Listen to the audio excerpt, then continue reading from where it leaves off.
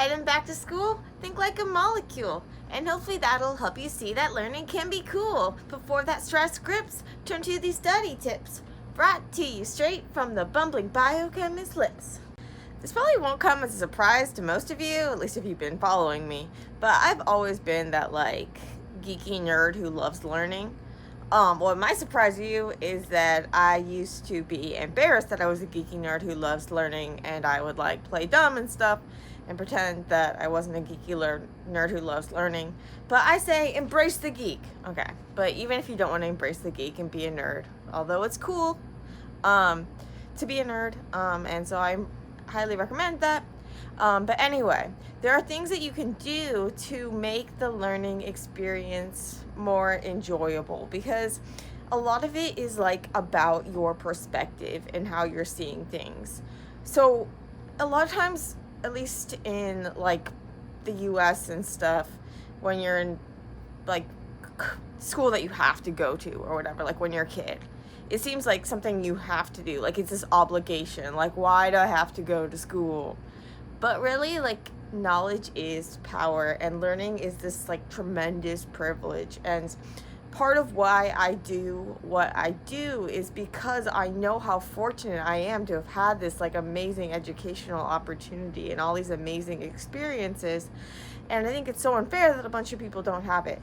And I also think it's really sad that people who do have it often don't appreciate it.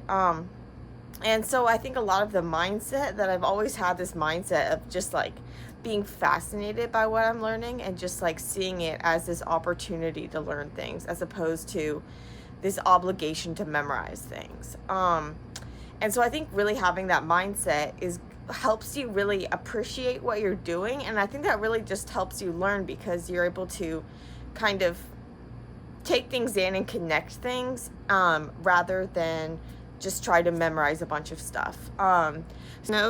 I know learning can be really hard, and there have been times when I've really struggled with getting concepts and that sort of things, and it can be really discouraging when you don't understand things.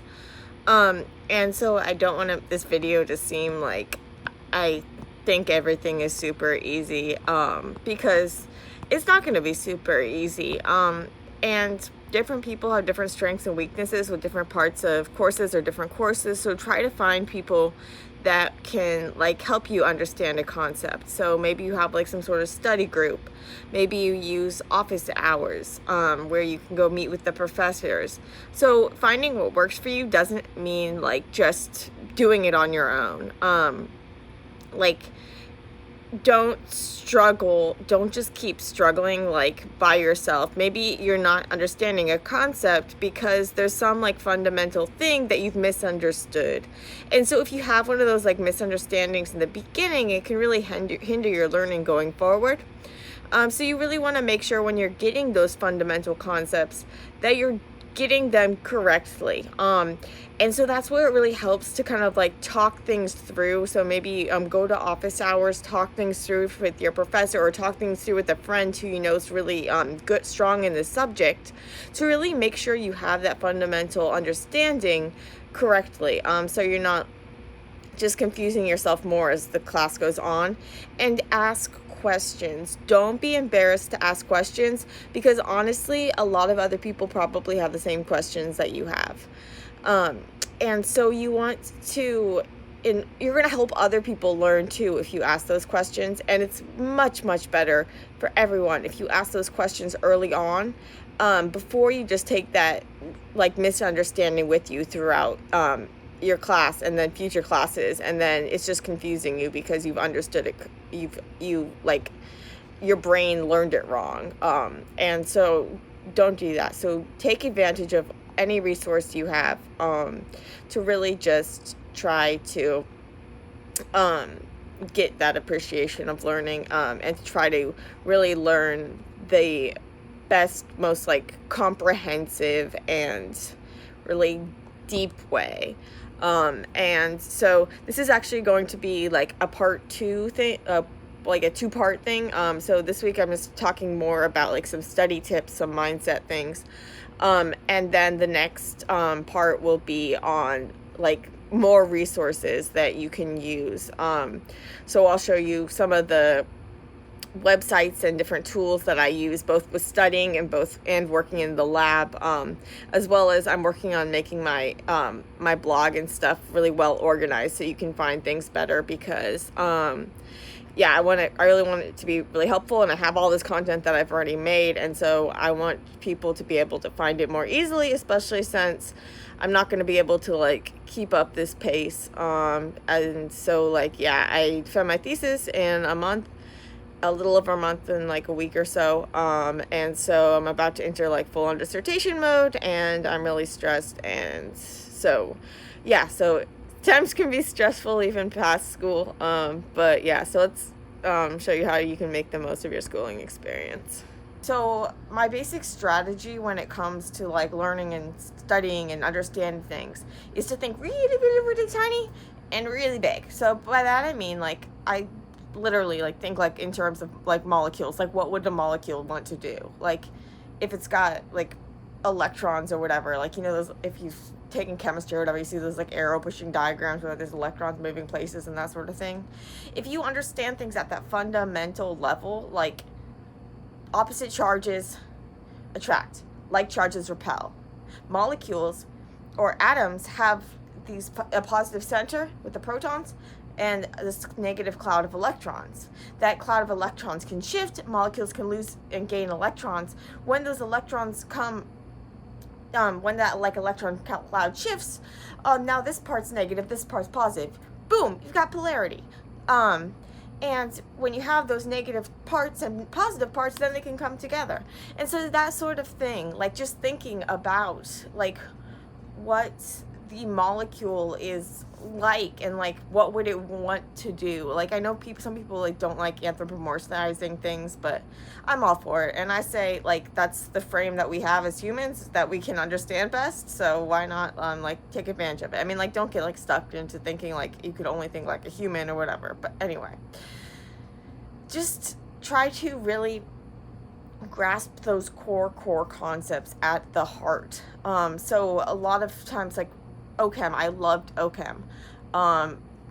Most people in my class hated OChem, so I'm not going to say it's like the normal thing to love OChem, but I do think it can really be really fun and really interesting, and it really is this important foundation that's going to help you understand biochemistry, understand chemistry, understand biology, understand all of this, just because it really helps you think about how molecules interact and how they form new molecules and they come apart and all of this various stuff, and it's just so fun. But the reason why I think I loved it but a bunch of my classmates didn't is because they were trying to memorize things and I was trying to understand things. So I was trying to understand at the fundamental level, like why would electrons want to go from this atom to this atom, that sort of thing.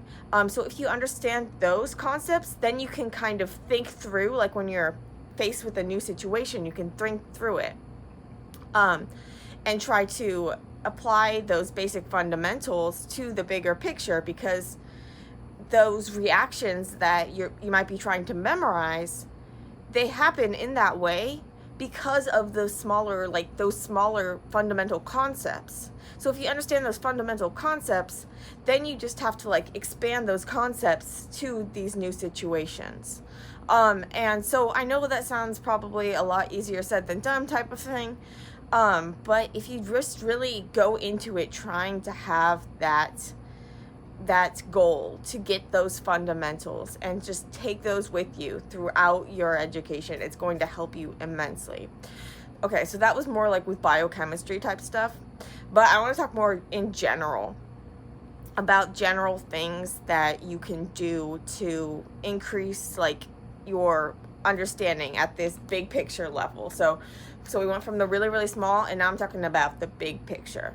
So with the big picture, what I find really helpful is like, so these are actually some, I'll show you more on my screen, on my screen share, but I actually, like in undergrad, I had this teacher, Vidya Chandrasekaran, and we just called her Dr. Vidya. She was really awesome. Yeah, so she's at St. Mary's College of California. Hi. Okay, but anyway, so she suggested to us that we make these like mind maps. So you like draw out like how different things, different concepts interplay and that sort of thing. And so I initially had tried doing this on like a big sheet of paper, but the problem was when I like started in one place and then like my map just like ended up going like off the page. And so, because all the concepts you could see, like, so you like connecting different concepts and that sort of thing. And so because these concepts are all interconnected, then you end up like running out of space. But then I found this cool, it's called like Drawio. I'll put the link and I'll show you more in a minute. But you can actually like do it on your computer and then you can move things around, and so you can have like an infinite canvas type of thing. So that's really awesome. And also I did a bunch of outlines. So for that I have to thank Keith Garrett, also at SMC, and so he had us do these outlines that we did. We had to like turn these in and stuff.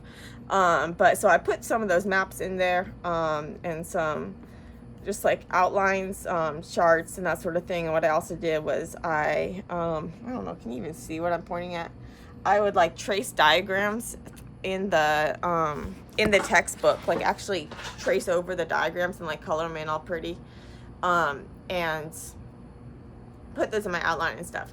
So I think for me, a big part of things was just keeping like variety. So just trying to do things in a bunch of different ways. Like honestly, I think that making the diagrams, making those mind maps, like connecting all those concepts, or just writing things out, like when I made, like I use flashcards, but I don't think I actually like use flashcards as flashcards that much. I mean, like I did use them. And especially if I was like having my mom help me study or something, or my friend help me study.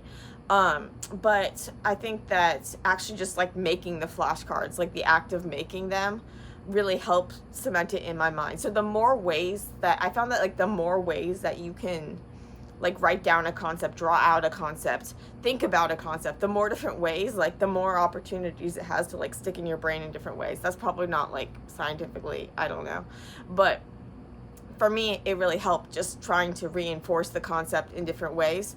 And then I didn't get bored with just like writing the concept or just looking at the same flashcard over and over. So yeah, so those are kind of like the things, I'll show you more in a minute, but that's the sort of thing that can help you in like any sort of learning environment and stuff. And so you can do it like as you go, and then also like at the end of a chapter, at the end of something or another, that sort of thing.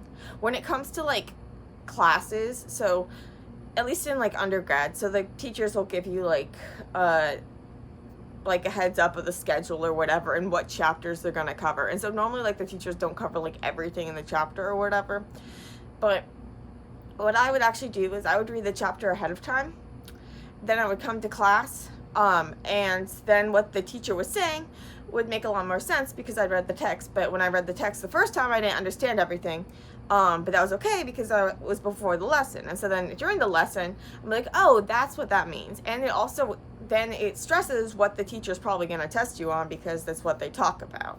And so then after I read the text again, but I mean like, now I knew like which parts to focus on more, and was able to like connect things. And then I like connected the notes from the class with the notes from the text, meshed it all together, whatever, and then I have that to look back on as well when I make that bigger outline and that sort of thing. So really just like a lot of doing things in different ways, trying to really just instead of just like rushing through everything, so really just like take the time to read the chapter ahead of time if you have time, go to the lecture, take it all in, do a quicker read of the text again. And that way, like, if you missed something in the text the first time, or if the teacher was saying something that you didn't quite get, and so you need to go back to the text and kind of reinforce it, so that's really helpful. And so you want to do that. I did that, like, soon after the class. So, like, you might have to go to, like, straight to another class or something, but try to do it, like, that same day if you can. And that's really helpful because that's when the stuff is fresh in your mind from the lecture. But then, like, don't just, like, forget about it or whatever. Then you need to, like, keep it in your mind or whatever. And so the key thing is, like, school isn't test to test to test. Like, what you should be thinking about is, like, okay, I've learned this in chapter 1. It was put here for a reason. Like, it wasn't put at the end of the book for a reason. Why was it put here? And so sometimes it's kind of random, and I don't really know how they order those things, but a lot of the times it's because the next chapters are going to build upon that concept. And so you should be keeping that concept in your mind as you go through. So like when you're learning about biology, so maybe you learn about like replication, so like DNA copying, and then you learn about transcription, so making RNA copies from the DNA, and then you learn about translation, so making proteins from the copy. Well, the protein can't get made from the mRNA copy if the mRNA wasn't made from the DNA, and the DNA wouldn't be around if it didn't get replicated, right? So it all just connects together, and those basic principles, like how all those big molecules are interacting, that goes back to the fundamentals of your organic chemistry, which goes back to the fundamentals of like general chemistry with your atoms and stuff. And so it's really all connected. And if you can try to keep this big overview and the tiny overview, you can kind of make the connections between them, and you can kind of just like try to think out and guess, guess, I guess, but just how you get from that little to the big. And so if you keep those in mind, then you can kind of go from big to small to small to big to small to big. Yeah. So that's why I really like studying the really tiny things, and the really fundamental concepts that you can then apply to a broader scale of situations that you might face. And also I've been talking more about like science and stuff, but it's important to also take like non-science courses. So when I went to SMC, it was like, it's a small liberal arts school, and so I had to take, like, as a liberal arts school, you have to take classes in a bunch of like non-science topics. So one of the classes, for example, is we had this like seminar course, like this great books course or whatever, where we had to read books or parts of text or that sort of thing, and we would meet in this like round table discussion and talk it over and that sort of thing. And it was with people from every different major across the school, and it was so fascinating to just like have these conversations with people in completely different majors, and it was so awesome. And I also had to take all sorts of other classes in like humanities, social sciences, all of those different things, and it really just helped give me a broader worldview. And so I'm really grateful that I had that, like someone like forced me kind of to take those sort of classes. Like maybe if I was at like a non-liberal arts school or whatever, and it's just like, oh, you take science classes because you're a science major. But it's really important to take non-science classes, even if you don't like have to. I think it's really important to like expand your worldview, and I found that it's been so helpful, like even in science, just having the ability to really think, and think in these different ways. Like maybe that's part of the reason why I find it easy to think like a molecule, is because I've been exposed to all these different ways of thinking. I don't know, maybe not, maybe it's just me and I'm weird, but anyway. Okay, let me just show you really quickly on my computer those like outline and that sort of thing tools. And yeah, so just remember to try to enjoy it. I know school can be stressful, and honestly, like I probably would have enjoyed school even more if I didn't have the like fear of like failing or not getting a good grade. But I don't know a solution for that, because unfortunately that's how our system set up, is that the grades like matter for getting into like grad school or whatever, that sort of thing. But really then like no one is ever going to care. But anyway, so really just try to focus on the learning is what I'd say. Like I'm not saying like blow off your classes and that sort of thing. It's the opposite. Like I think you actually learn better when you're not focused on just like memorizing the test, basically. Okay, so now I'm really going to show you that stuff on my computer. Let's take a look. Okay, so this site I want to show you is just like draw.io. It's like this flow chart, and you can like hook it up to Dropbox and Google Drive and all sorts of stuff if you want to save things. But basically they have some preset stuff I haven't really checked out. You can create a template, and then they have all these different shapes, and you can draw lines, and you can like connect concepts, make text, like connection lines, all sorts of different lines. So this is really cool, and it's a useful tool that I recommend. It's free, and I found it really helpful.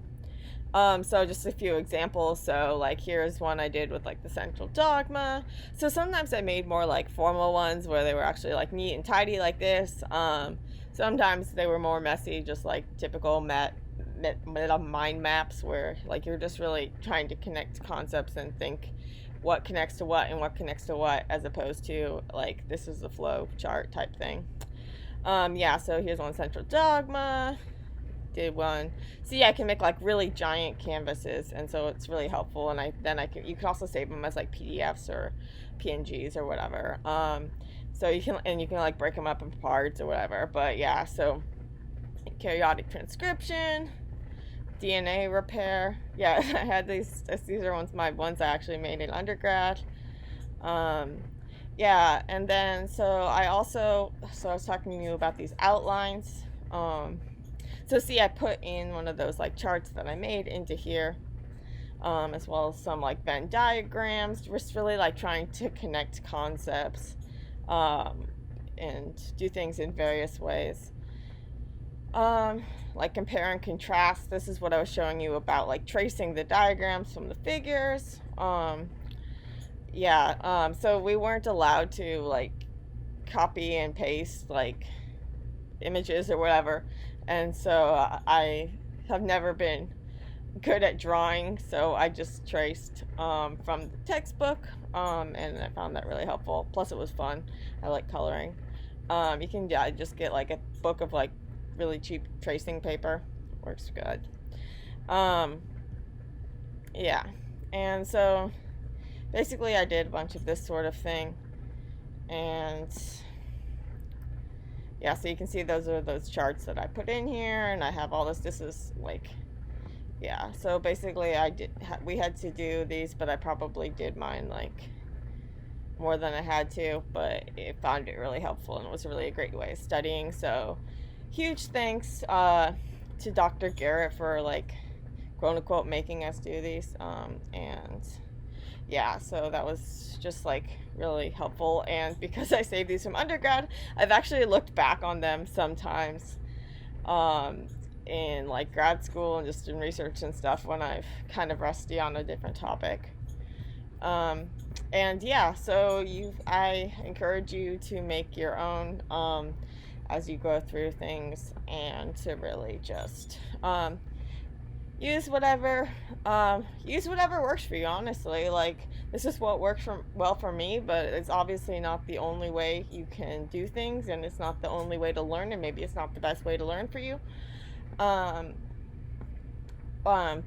just find what is the best, and really it's just like experiment around with different things to find what's most comfortable for you and what really makes you just be able to appreciate the learning process.